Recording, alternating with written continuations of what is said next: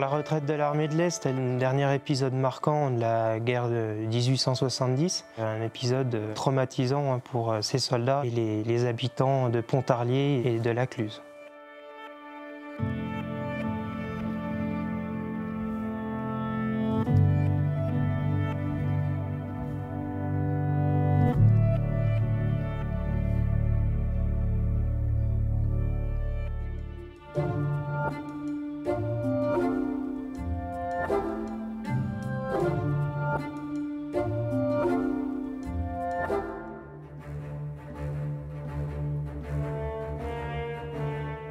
L'armée de l'Est, c'est une armée de secours, 150 000 hommes au départ.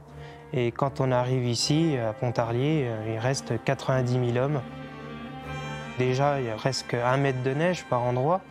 Les soldats sont parfois pieds nus, en uniforme déchiré, fatigués, à bout de force. C'est le général Clinchamp qui est nommé au commandement de l'armée de l'Est. Et Clinchamp travaille sur l'internement, le passage de l'armée de l'Est en Suisse.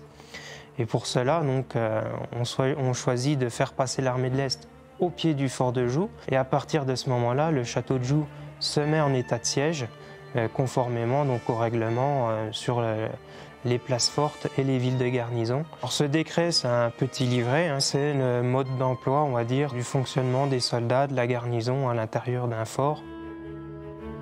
Il constate qu'il faut renforcer la défense, l'améliorer, parce que oui, toutes les défenses du fort de Joux sont tournées vers la frontière suisse. Sauf que là, la menace vient de l'autre côté, de Pontarlier. Donc il est nécessaire d'improviser des positions d'artillerie face au tournant de Lacluse, donc en fait de changer toutes les défenses, de les passer de l'autre côté du fort. Ce qui a permis d'entretenir une défense efficace, de tenir à distance les Prussiens et même de les repousser.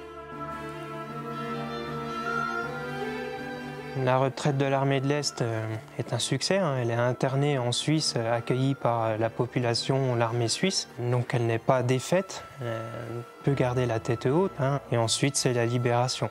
Les Français tombent dans les bras des populations suisses qui leur amènent pain, boissons chaudes, qui prend soin de ces soldats qui sont à bout de force, qui viennent puiser dans leurs dernières énergies pour arriver jusque-là.